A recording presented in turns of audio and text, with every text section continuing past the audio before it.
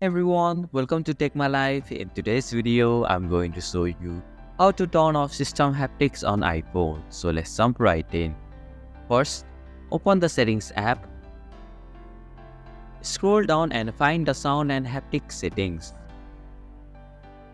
Once you find it, tap on it. Here you can find the System Haptics option. Finally, tap on the toggle switch located next to System Haptics option to turn it off. When the toggle switch turns gray, System Haptics are disabled. And this is how you can turn off System Haptics on iPhone. Thank you for watching Take My Life. Hope this video was helpful. If it was, then hit the like button and comment down if you have any questions or feedback.